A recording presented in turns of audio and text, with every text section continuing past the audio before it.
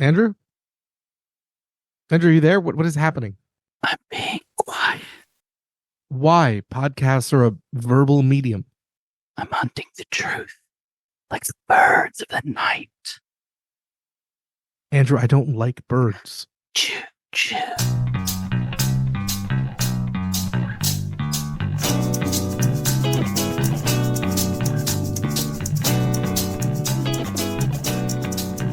As the Earth spins around the axis of the sun, so is another episode of Seemingly Unrelated begun. I am one of your two hosts, Jason Heat. I am a writer, producer, director, podcaster, and pro wrestling commentator. And of course, I am alongside Dr. Mr. Professor Sir Andrew Johnstone. Hi. How are you doing, Jason? Fired up, baby. A lot of rumor and innuendo that we're going to have a heck of an episode going on. But hey, just quickly, if anyone's joining us, can you give them a few of your credentials? Sure. I'm Dr. Andrew Johnstone, lecturer in digital humanities at King's College London, and occasionally an archivist, amongst many other weird historical jobs that I've had to have over the years. And you are about to dive into the deep water, connecting the dots between seemingly unrelated topics. And we are here with producer Naomi, our Gen Z ambassador. Hello, happy to be of service. I have no idea what we're going to talk about. So, Andrew, what adventure are you taking me on today? So, Jason, I know you hate flying. You're not a fan of flying in airplanes. Deepest fear that I have, other than dying in my sleep of some sort of aneurysm, heart attack, stroke, etc. So that number one is random death in sleep. Number two is plane crash death. Plane crash death. So one assumes then that you've got some experience with alternate forms of transit. And I have to wonder, Jason, what's the fastest train you've ever been on? Oh, that I've ever been on? It's probably not impressive. I like the Acela. Is the Acela good? I mean, the Acela is the fastest train in the Americas. Well, dizzy damn. It's actually 25 miles per hour faster than the high-speed trains here in Britain. Well, call me the Flash, baby. With the exception of the Eurostar, which actually goes like 160, but that's going to Paris. That's getting the hell out of Britain. That's the smart train. But no, like high-speed rail is like a great alternative. One, because there's only two manufacturers of planes in the world, and maybe that's a problem. And two, obviously it's way more ecologically friendly. Like I take a high-speed train to work every week. It is a 4.5 hour train journey, and I put out less CO2 than you, Jason, put out going 20 minutes to work in a car, like the average American. To be fair, my commute is substantially more than 20 minutes, but your point remains. Yeah, like if you had the option, you would do it. I assume you wouldn't if you didn't have to drive to work. I love my driving time, man. I like driving. When driving, I achieve a very specific sort of brain state where my brain is just activated enough by the needs of paying attention to the road and driving that I can't be focused on anything else fully. That's when my brain starts to unwind creatively, and especially in a world where I feel so compulsively compelled to be on the phone where I don't actually have that moment.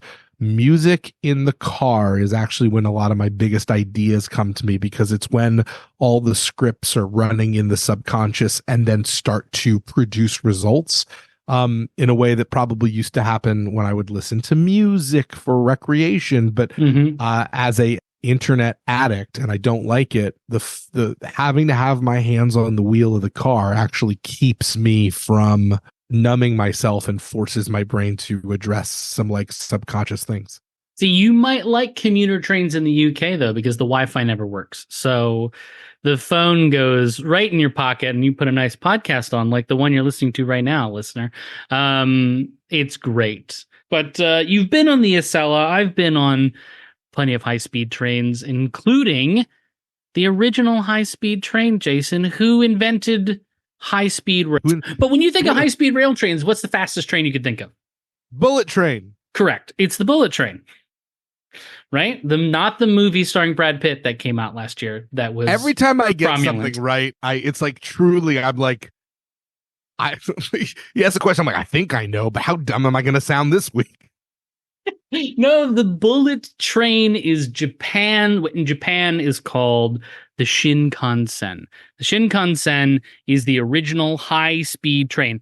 There were trains that went, relatively fast, but we sort of set the threshold of high speed at 120 or 125 miles per hour. Now it has to kind of go faster than that. So like no one was doing that until Japan broke ground in April 1959, and the first passengers boarded the Shinkansen in Osaka at Shin Osaka Station on the 1st of October 1964. Any idea what else was happening in Japan in 1964, Jason? This is more obscure. Godzilla. First attack Japan. No, that's years before. 1964 is the Tokyo Olympics, Jason. It's the first Tokyo Olympics to actually take place because Tokyo won the bid for the Olympics in 1940, but something happened and we couldn't have Olympics in 1940. Somebody at home ding the World War II bell. Yeah, if you're playing seemingly unrelated bingo, you can go ahead and cross off World War II. Other topics that have come up on our bingo card are, of course, apartheid or Jason hates birds. They're all of equal weight. But no, the 1964 Tokyo Olympics. 1964 is a big year in Japan. Like the 64 Olympics and the Shinkansen are probably the two biggest legacies, but this is the beginning of the Japanese economic miracle, which I think is also on our fucking bingo card somewhere. But this is when the boom time starts. It's the first year that Japan really steps out on the world stage and says, we're not a backwater country by any stretch of the imagination. We are modern, we're industrial, we're an economic powerhouse, but we're also we built that not on the backs of empire, the way that we tried to do in the 20s and the 30s, but rather through peace and technological revolution, right? And so the bullet train was the technological marvel, a train that could go, and the first one didn't quite make it up to 150 miles per hour like the Acela. It made it to 130. But it was still way faster than any other rail service that had been seen. And then the Olympics is the other side. That's the peace, the cooperation, and the prosperity through all of that. And now for something completely unrelated. What is your favorite Olympic sport? I'm a biathlon guy. I do? No, actually, I the biathlon is the silliest one. Gosh, Summer Olympic sports, because I'm against the Winter Olympics. Wait, hold on. This is gonna. In brief, why are you against the Winter Olympics? It heavily skews wealthy European nations. Didn't stop Jamaica from getting a bobsled team. Yeah, that's the one story people like to bring up, isn't it? Well, I watched that documentary, and by that I mean the Disney film Cool Runnings. So anyway, yes, the Shinkansen, the initial train journey went from Shin Osaka Station, which is in sort of northish Osaka, the second largest city in Japan, to Tokyo Station in Tokyo, the largest city in Japan, and that is still today pretty much the same Tokaido line, which is the Shinkansen that I took. Naomi, I don't know if you also took the Shinkansen when you had a chance. Yeah. So that's the Tokaido line, which come into contact with about 70 million people, roughly, which is slightly more than half of Japan's population, which is pretty sweet. Now, Jason, immediately ask yourself the question: what's the problem with a train which can reach speeds of 200 miles per hour? The bullet train in Japan goes as fast as 200 miles per hour. What's the problem with having that kind of a high-speed train running through the most densely populated part of the world, the corridor between Tokyo and Osaka? You're going to hit people? Now, there's no worries about that. That's a fair thing. It's a walled-in infrastructure, and you don't cross any roads. It's loud, Jason. The main problem is that it's really loud. I got to be honest. I did not expect noise pollution to be the center thesis of this. Yes, noise pollution was the number one problem for the Shinkansen going all the way back to 1964. It's just loud. And in fact, what's very interesting is it's only been running at 200 miles per hour since like the late 90s, early 2000s. Somewhere in the early 2000s is when enough of the rolling stock of the trains changed over to the current train models that they could actually run at 200 miles per hour. But that's not because the trains couldn't reach that speed safely. It's because they couldn't reach that speed quietly. There's a threshold of 70 decibels, right? And if I look at this handy little chart from the folks at Decibel Pro, it's like it's basically like a blender or a loud dishwasher. So every time the train went by in, again, the most densely populated region of the world, and you can see people's homes out the window, it was just like someone just like a blender just came by your house. So there were reports initially, the way that people tell it is that as far as 400 meters away, now a meter, Jason, Fuck you. just about 4 feet. Who likes to Metric. feel Who likes to feel superior now? Metric system jokes. Oh, hon, don't worry. We use meters, and you know what we also use? Miles. And the thing that'll really screw your head, my car, I fill it up in liters, but I measure its efficiency in miles per gallon. Don't ever let a British person come to you and be like, oh, Americans use gallons. You just go, no, sir. You use gallons and liters. I have to be honest with you. In almost 40 years of existence, no British person's ever just walked up to me out of nowhere, been like, American, like we gallons, patooey, and slap me with a glove or something like that. It's just not part of my usual oeuvre. Yeah, clearly you've not worked at a middle-class school in London. Anyway. So, what are you going to do, right?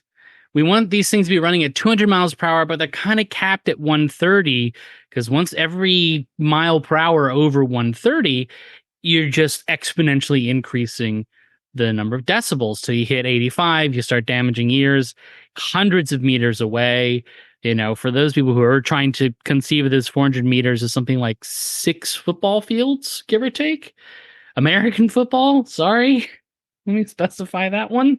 It's far. It's a pretty far distance. So we had to find solutions. How are engineers going to crack this problem? I'm assuming giant sound wall tunnels is not the answer. No, actually, the tunnels created the most noise. So when an object passes through a tunnel, right? I'm not going to complete that motion. That's a visual joke for everybody at home. But when it goes through a tunnel, actually what happens is it squeezes the air.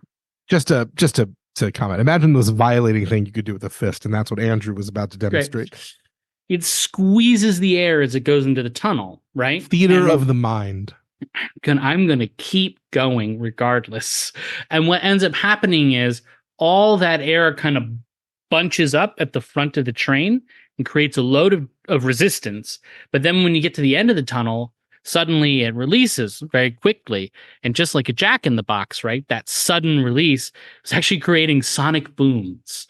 So even though the trains are not traveling I'm sorry, that was the most sexual metaphor that you could have possibly followed up your fisting motion. A jack in the box? No, just literally listen to everything you said back as it bunches up and then releases finally with a sonic boom. I mean, well done. Well done.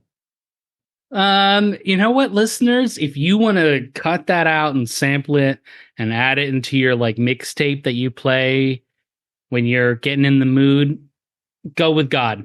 You have my permission. If you ever wondered whether or not we're 40, the fact that he just said, "Are you going to play your mixtape when you're getting in the mood?" really sets the tone for where we are in life. I don't understand. Do the kids not make mixtapes anymore? Is this not? I thought mixtapes were back. Is it now mixed CDs? Have they caught up to the trend of 20 years ago? It's playlist, brother. Listen, bucket hats came back, Jason. Anything is possible. All right. So after the train splooges, what happens? Jesus. So anyway, it makes a sonic boom sound, which is, even though we haven't even come close to the threshold of the speed of sound, 200 miles per hour is nowhere near the speed of sound, which is normally when you create a sonic boom. So we've got to search for a solution. And I ask you, Jason, when you think of quiet things, all I can think of right now is the scene in The Office where under 5 miles per hour, the hybrid car makes no sound and it slowly runs into the person. So that's all I can think of right now. You've mentioned it a few times, Jason. It's something you hate. What's the silent hunter? Death. Real thing, Jason, not a specter. The silent birds. That's right, Jason.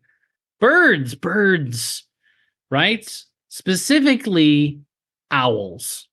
Owls move silently. I'm going to put a link in the show notes to a YouTube video where they show a bunch of birds flying past a microphone, and it makes like, the sound of the fluttering of wings. And then an owl goes past the same microphone and it's nothing. You can't hear anything. Because, of course, owls are like the silent night predator, right? They have these serrated wingtips called fimbria, which basically break up. So as you move through the air, you create resistance, right? That's what happens is a person or an object of any kind moves through the atmosphere, you create resistance. And so these fimbria usually basically break it up. They keep the air kind of, I'm not a physicist, so apologies, I'm a historian, kind of keeps the air flowing around rather than straight through. So there isn't quite that resistance. And so we have at the helm of this Shinkansen project an engineer who it turns out was a bird watcher. He was going to be just to be clear, this is now my girlfriend's favorite episode of this show. Yeah, because it's the bird watcher guy. Yeah, and the bird watching episode. He said, "Oh man, owls move silently," because he's a big bird enthusiast.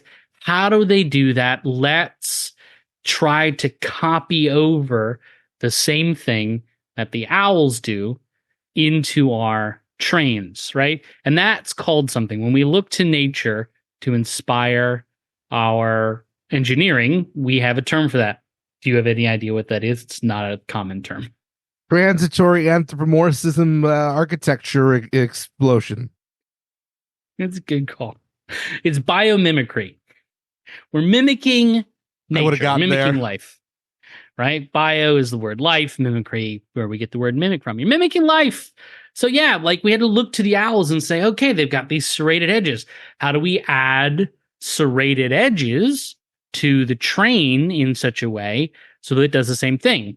And so it turns out that this is some real Death Race 2000 shit, by the way. Yeah, exactly. How do we add serrated edges to our 200 miles? Yeah, it's like a chariot train? Race, right? I'm going with a much older reference. I'm going with Ben-Hur on that one. I didn't see Death Race 2000. Let's pause for a moment. Naomi, Death Race 2000, where did that fall on the recognition scale? I have absolutely no idea what you're talking about. I was sat there like, this is one of these things. I don't know. David Carradine. Oh, you're talking about the original Death Race 2000, not the one with like Jason Statham or something in it.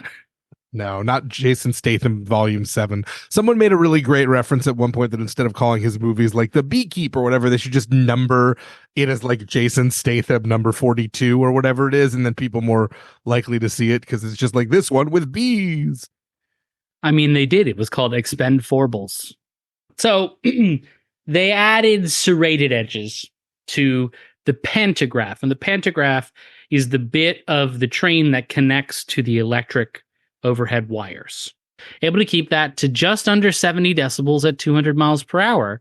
So that was an excellent discovery, but it's not the last one, because that same team needed to solve the sonic boom in the tunnels problem. And again, birds, Jason. This guy was a big... Birds don't orgasm. Anyway, the kingfisher bird. Very critically, the kingfisher bird. Another video I'll put in the show notes. Kingfisher birds they kind of live near like a lot of lakes. And what they do is they swoop into the water and they eat these little fish, basically like whitebait. If you've ever seen whitebait before. Like fishermen? Yeah, well, they're the king of the fishers. They're the kingfisher birds. It's in the name. Yeah. It's very nice. I was pointing that out. Yeah, they are able to. This is an interesting thing about water. Like if you slap water, I don't know why. I'm excited for you to explain water to our listeners. Here's the interesting thing about water. Anyway, talk to me about water. When you slap water, right, you feel the resistance on your hand. It makes like a noise, right? Or when you skip stones, you want the stone to bounce on the water, right? You want it to, because that's the thing is when you impact water, it creates resistance, just like everything. Every time you skip a stone, you get a little closer to Jesus. Interesting. I'm going to say you picked that one up in Hebrew school. Anyway, but if you come at the water from an angle, so going back to the Olympics and the swimming, when you dive into the water, right, you don't want to belly flop. You want to slide into the water at an angle so that you cut through that resistance. Well, the kingfisher's bill, its beak, does that quite naturally, such that when it hits the water and gets a fish, it makes no sound. Like there's no splash, which is great when they're trying to catch fish because it doesn't scare the rest of the fish so they can eat and then go get more. The kingfisher bird is the hybrid vehicle of the sea. It is. Yeah, no one knows that it's coming to kill them. And also, it probably does some horrible, like, cucking thing, just like the cuckoo, you know? Not that. What the? No, birds always do awful shit where they, like, lay eggs in your nest or, like, steal your husband. They're the worst. The kingfisher bird. Greatest fisherman in the sea, noted key party enthusiast. Kingfisher bird, he's coming for your man. Watch out. So, the same thing. They started redesigning the nose of the Shinkansen. And the way they tested this was that they like made a bunch of bullets, like for a 9mm gun, I think, or a rifle. They started making different shapes for the bullets. Like they were casting. There's just a bunch of train engineers forging bullets in Japan in the 90s. Now, insane. In all honesty, is that where the name bullet train comes from? Did they design the train based on bullets? The bullet train was what the English-speaking press called the Shinkansen because it did kind of look like a bullet. That's it. They didn't want to call it Shinkansen because it was 1964. And if you called something anything that sounded foreign, there's not a chance in hell the English-speaking press would have been okay with it. That's why they call it eggy bread here in Britain instead of French toast, okay? Too foreign if it's French toast. Too foreign. Eggy bread? Eggy bread. French toast is called eggy bread. Yeah, you're right. It's not a very creative naming convention. It's the high-speed eggy bread. Yeah. No, it's the bullet train. But no, they took inspiration from that and they made a bunch of bullets and shot them into like pipes that they'd sort of to scale, making sure the bullets would be roughly the size of the train going into the kind of tunnels they would go to. And they found that the thing that most closely represented the kingfisher's bill was itself the quietest for the bullet coming out of the tunnel. And so that's why when you get on when the Shinkansen pulls into the train station, it has this very long nose that kind of gets a little bit wider at the end. The critical thing here, Jason, is just that the Shinkansen, the seemingly unrelated on the surface here, is that it is birds. It's inspired by birds, biomimicry in action. But wait. You'd think that you could just take a plane if you really want to mimic birds. Put a pin in that one. Because we've got another twist to this one, Jason, because I've got a really important question. Did any of this happen? Wait, what? Did anything I just described happen? Like, wait. Like, did they do any of the testing but not implement it? Or are you making up every part of this story and none of it was real? That's the question I'm asking you. Did the Shinkansen actually get all of its 200 mile per hour attachments from birds? I don't know. I feel like the real question now is like, did you waste an hour of my life? Like, what? Because here's the thing. In doing this episode, Are you, hold on. No, wait. Wait. Is it that you are intimating that this is a story that is out in the world, but you think may not be true, and that this is like an apocryphal sort of like, this is the story of how this stuff happens and people say it, but that's probably not what really happened? Or are you just like trying to make a point that you could talk for an hour and I'll believe you and therefore don't trust what people tell you on the internet? Like, where are we going with this? I'm hungry. So that's the thing, Jason. I first saw this biomimicry inspired the Shinkansen nose was based on the kingfisher. In a random Instagram post, I saw that and I was like, oh, interesting. If that's true, right? If this is your fucking lecture on media literacy, I'm gonna. Is that if true, great episode, right? Because biomimicry, it's an interesting thing. We don't think of mechanics and biological things being related. So I am going to take you now through the journey, Jason, where we will find out if indeed this is true, because this was a mystery. I spent days trying to determine whether or not this was true. It was insane. So come with me, Jason, on the journey. And now for something completely unrelated. You're barely Gen Z though. You're quite old for Gen Z, I think, right? Are you not? Are you not? Zillennial. I technically am a Gen Z because I was born in 98, but just by like a year or two. Here's a new word. She's a zillennial. I think it's Zennial. No, it's Zillennial. Is it Zillennial? Gen Z millennial. It's a dumb made up word. I am Gen Z. I just don't ascribe to it. I mean, my brother says he's a millennial and he was born in 1981, so he's like not true. He's barely. I mean, like he's on that cuspy thing, but like, yeah. Why doesn't he want to be Gen X? Oh, I think he's desperately trying not to die. You know what I mean? He's more than most people. He's 4 years older than us, Jason. He's even more middle aged than we are, and I think there's a part of him that's like, I'm a millennial. The question is, how many avocados does he eat? Because I think that's. You know what? More than I do. Okay. Yeah, I think he also, I'm sorry, he runs a brewery. I mean, he's the most millennial that's ever existed. So I got fired up, right, to find this out because I saw it as an Instagram post, and but no one had cited anything, right? That's the critical thing. I didn't cite any sources or like name any names. So that's not true. This is my lecture. You cited 2 sources about birds. That's true. I did show there are video links about where you can see the birds moving quietly. But yeah, so I just saw this on Instagram and I chased it down and immediately felt like, wait a minute, is this real?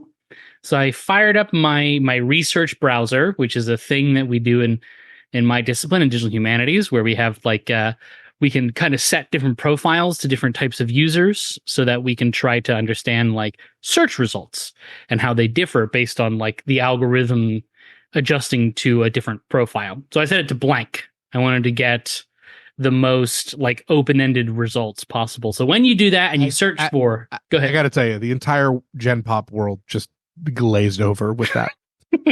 I mean, that's fine. I just giving everyone a little insight into the process. This is how we do digital humanities research. Some of it, at least.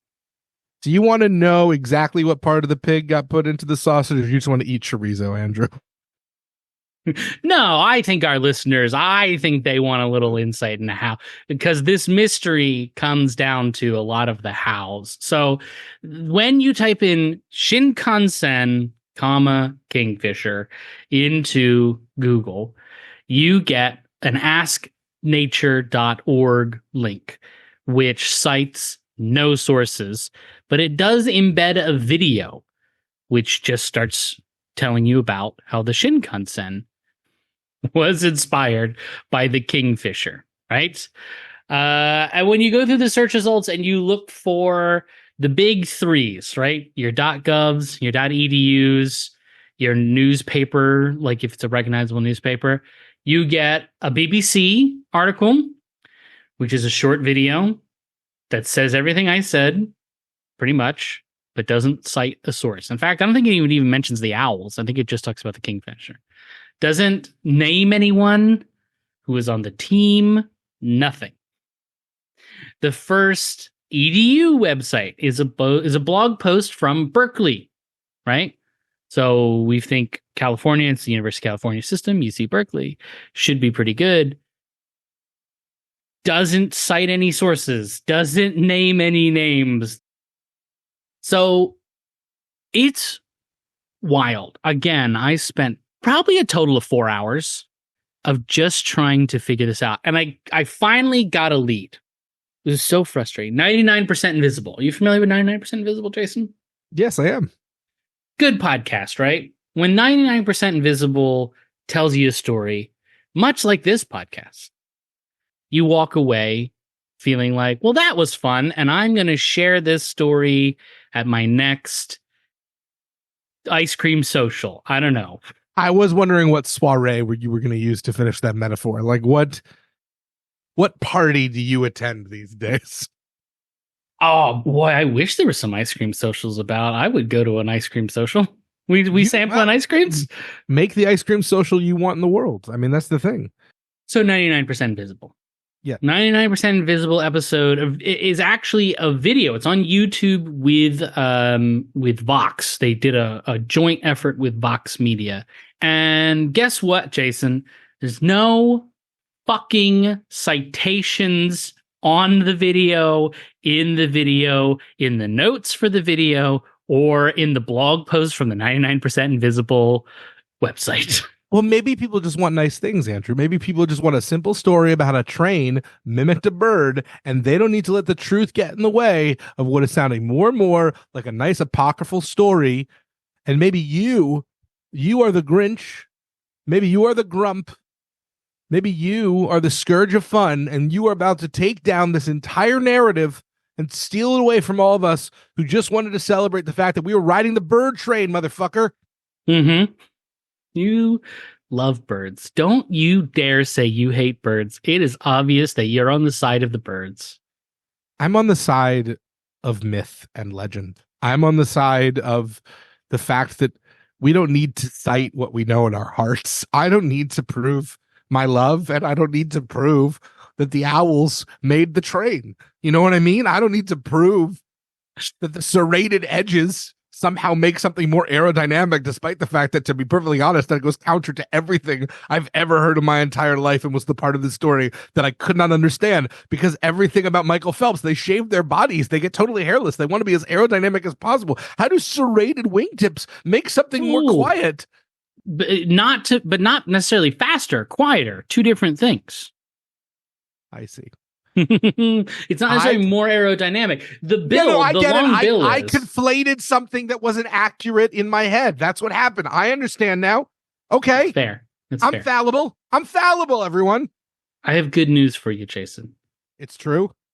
99% Invisible did have one advantage over the other sources. They gave me a name. Eiji Nakatsu. Eiji Nakatsu is named as the bird watcher who was the head of the team who inspired this whole mess. So now I can do some digging. Who the fuck is Eiji Nakatsu? Jason is dying.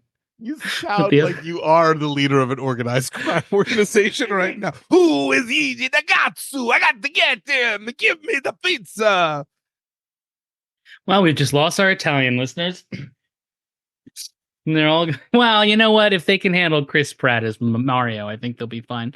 So But Eiji Nakatsu had, in 2017, been a speaker at California State University Channel Islands, where he talked about he was going to present on biomimicry. So I was like, oh, that's interesting. California State University is going to pick the ball up where UC Berkeley dropped it, right? Except that was, they invited him after they listened to the 99% Invisible episode. They specified that. So I was like, oh, okay. But what did he say? Because if he says I did Don't it, know. then We don't know. There's no transcripts. There's nothing from the talk, only that they basically said, we found this thing on 99% Invisible and we invited this guy to come give a speech. so who's really dropping the ball? Who's really dropping the ball? Yeah. Now 'Cause right California now- State University in Channel Islands is. No, I mean, right now I don't see you holding a ball in your hands. There's no ball for me to pick up, motherfucker. I'm just saying. So I had a new strategy, Jason. This is the My most new- competitive I've ever felt on this show. My new strategy was to organize search results by oldest first, right? To try something a little different. Because I appreciate how non-ageist you are in your research. because this 2017 seemed to be like a flashpoint. Basically, 99% Invisible, which is a very popular podcast, and Vox Media put out this video, and all of a sudden we're getting invitations to speakers and Ask Nature, everything seems to go back to 2017. Right.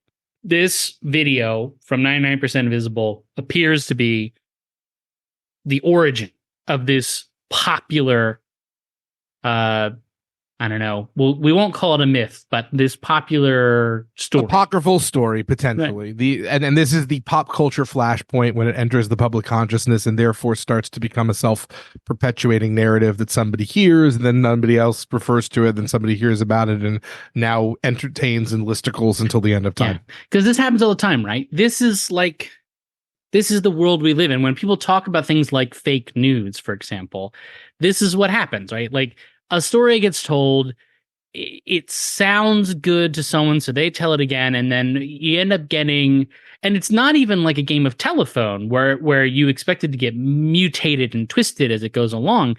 It just keeps getting puppeted and parroted, back to everybody, and then all of a sudden you're like, wait, is that real? Like, this happens all the time. This happened to us. Very, very few people actually take the step to go, is that real? Right. This happened to us, you and I, mere weeks ago, maybe like a month ago, where you said that crime rates in your city were going up. And I initially went, are they going up? Or is the media, because this has been a thing in the United States for the last few years, is that a lot of places will say crime is going up, but crime's not actually going up. It's just it's a backlash to the ACAB kind of a thing. And so I went to the statistics, and it turns out, Jason, crime is up. Yeah, let the record show I was not full of shit. I had done my research. I lived here, and I stand by what I say. Yeah, so I had, and we could go back and forth about like the reliability of police statistics, but I think when I take your anecdotal experience, my friend, and the fact that it especially carjackings, holy cow, the statistics show the carjacking is just way up in a place where I used to live nearby. In case you had any questions about what our group chats are like just as friends and whether or not they are exactly like the process of this show, that's exactly what it's like. I can't say anything without Andrew deciding to be like, well, let me rigorously research this offhand comment that you make. I want to note that I asked if anyone in the group chat was interested in the crime statistics, and one person said yes, and I took that as consent from the entire group chat. I think it was that you very clearly took it as a challenge, but be that as it may. So you are you're hunting down, and I'm searching by oldest. Searching by oldest from the Japan for Sustainability blog, JFS, which is a non-profit organization that tries to communicate to the English-speaking world any kind of ideas or processes or technologies in Japan which are more sustainable. So basically trying to break that language barrier down. Be like, oh, we've got this the way that we process like composting like reduces less methane. Here you go, English speaking world. Maybe this will help you. 2005 blog post. Interview with Eiji Nakatsu. Oh, it's an actual goddamn interview. It is the transcript of the interview. And Jason, I can tell you right now. Yeah? It's all real, baby. It's all there. The owls, the kingfishers. Some stories say that penguin bellies were also involved. He doesn't mention any penguin bellies, so I've left that out because what are we doing? But there are some discrepancies. Everyone celebrate. Know that indeed birds were influential in the design of the Shinkansen. Couple of I know things. everyone was super worried about that before they started this episode. First, he did not come up with the idea. It was not his idea. He went to a lecture he read about in the newspaper, which was run by an airplane engineer. Jason, you mentioned way back, if you wanted to be like birds, why wouldn't you be inspired by airplanes? He was! The idea came up from an airplane engineer, a guy who was giving a lecture, who was also a member of the same club as Eiji Nakatsu, the Wild Bird Society of Japan, which is why he went to the lecture. He was like, oh, one of my bird buddies is giving a lecture. And he sat down and watched this lecture and listened to about how birds influenced Japanese Airlines, JAL, plane designs. And he talks to the guy after, and he's like, I wonder if we could do that for trains. And basically the two of them hash it out. I will say that still does sound like his idea. He was inspired by somebody, but that sounds like he's still the one to figure out to apply it to trains. The way he talks about it is the guy said to him, why don't you try this with trains? Yeah, but people are humble. Yeah, fair enough. So it wasn't like it, but it's not quite the way the story is told, where it's like bird watcher guy says we have a problem, and then he's he's not out in the fields watching a bird and being like, as the kingfisher flies into the sea, I suddenly had the moment and I was like, that could be my train. Right. Which is, by the way, like the tiniest quibble, like not that big a deal, right? Like it doesn't really matter. Also, he notes he was not the guy who even applied the concept of serrated feathers. He just came in to work one day and said to the team, owls move really quietly. What's up with that?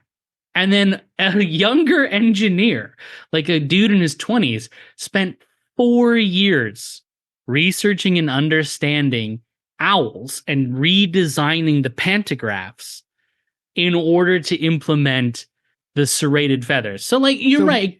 He just Jerry Seinfelded it. Like, he was like, what's the deal with owls? And then somebody was like, that's a great idea.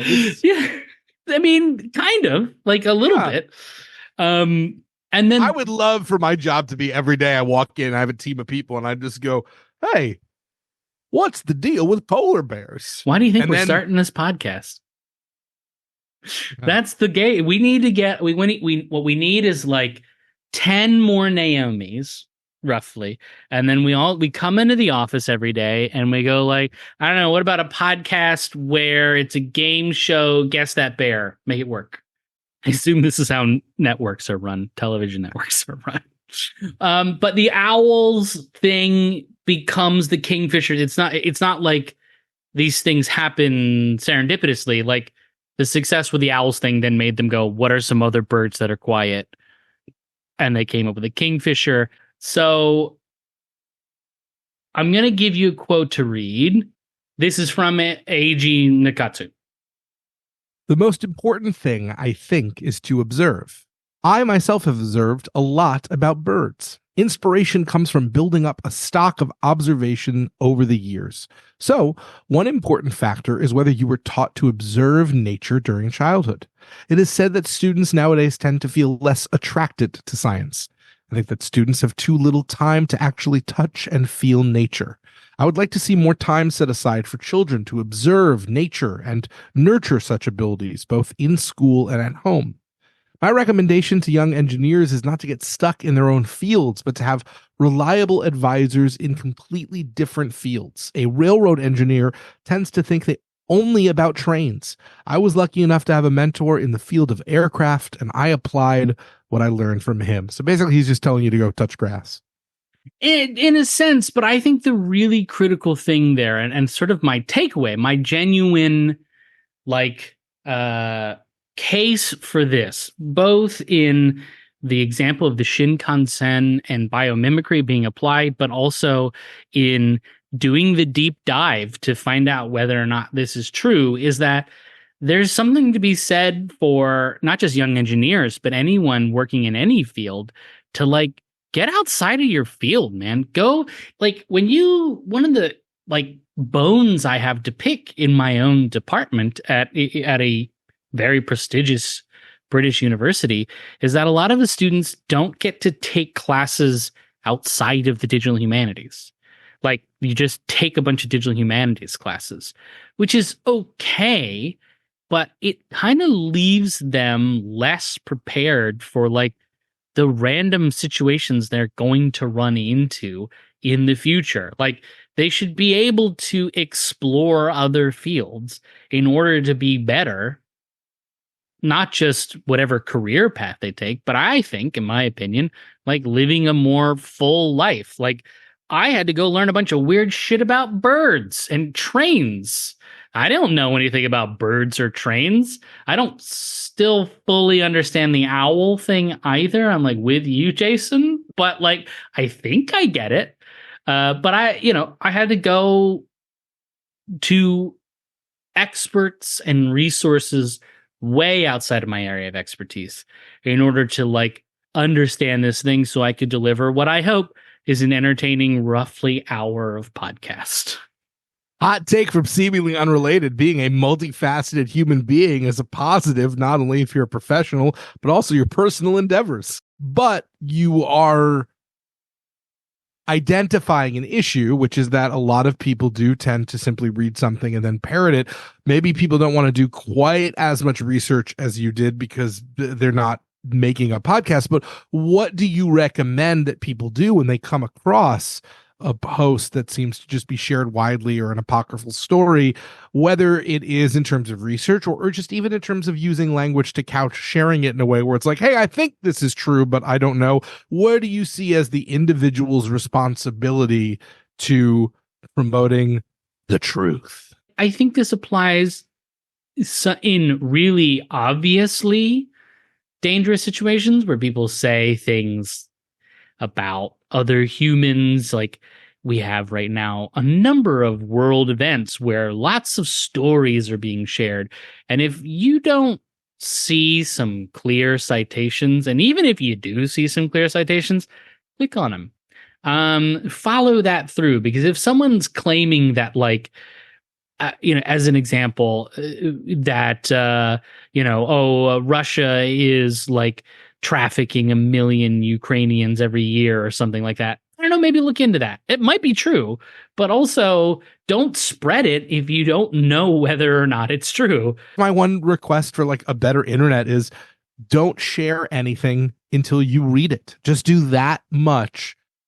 And I think it would save so much, because we do have a tremendous amount of anchor bias in our lives that we are unaware of. And as soon as an idea is consumed, it becomes a part of our narrative, and you have to then actively reject it, which is a lot more energy that takes place than simply accepting it, especially when it's not something you know about. And so not exposing people to something that may be untrue is the easiest way to make sure that people don't develop unnecessary biases. And that is something that we can all maybe just dedicate the 2 to 7 minutes it takes when it comes to the internet. So that's my very low bar request out of this. Just read it first. And you're totally right about the biases. I mean, again, you, a person that I regularly spend time with, and we have this, we've been friends for, I don't know, 20 years, question Close mark? to 20 years, yeah. Something like that. And you said, crime's up in my neighborhood. And my own bias was like, no, it's not. Yeah. Let me look this up. Not that like I thought you were dumb or something, but just like You thought I had bought an errand. I thought someone was lying to you. I was like, someone's trying to pull the wool over my buddy's eyes, and then it turns out no. What Andrew didn't know is I had walked into a parking garage to see the sign that said, "If you have any knowledge about the homicide that took place here just days ago, please call this number." And it wasn't the first of those signs that I'd seen. So I had a pretty up close and personal. Had some evidence. There was a pattern that was forming, and you were like, I don't like this pattern. I don't know. Care not for this pattern. And I think, Jason, you've nailed it on the head. Just read the thing first.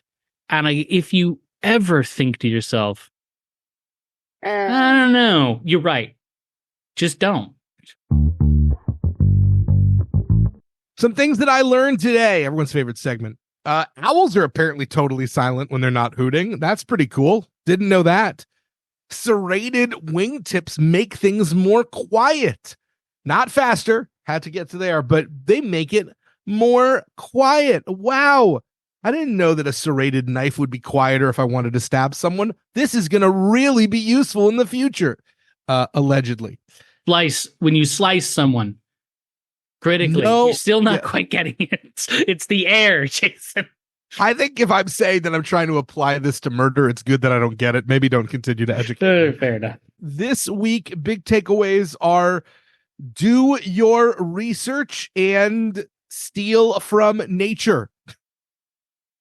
That one's fair. Well, all right. This is the first time the ride was whether or not the ride was going to be worth it, but it was all true. We all learned quite a little bit about biomimicry, and we appreciate it. Naomi, what was the funniest part of the show? Now I just want to know. I like the bit about eggy bread. Eggy bread, that's the winner. Were we even recording that part? I can't remember. I don't know. I think that was probably the smallest point that was ever made, but yeah. Oh, there we go.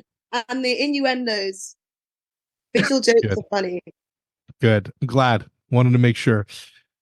Thank you so much for joining us on another edition, another adventure into the mind, the heart, the soul, the obsessive compulsive nature of Dr. Mr. Professor Sir Andrew Johnstone.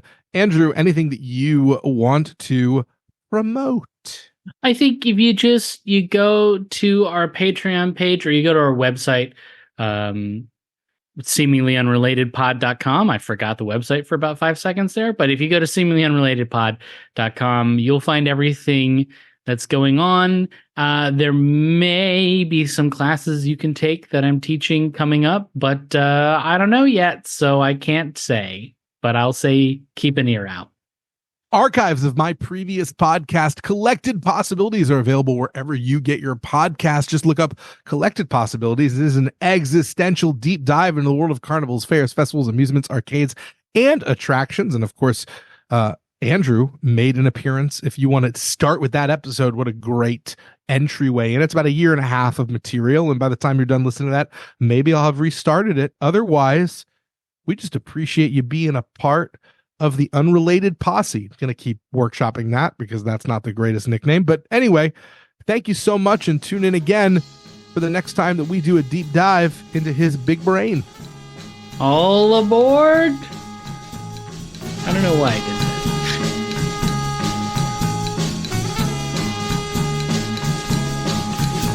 Seemingly Unrelated is a Life's Little Murder Boards production. Created and hosted by Andrew Johnstone and Jason Howard. Audio production and editing services provided by Naomi Coe. Our artwork is by Megan Zemet. The theme song is Irizumi by Pistol Jazz. To find out more about everyone involved and access the show notes for this episode, visit us at seeminglyunrelatedpod.com.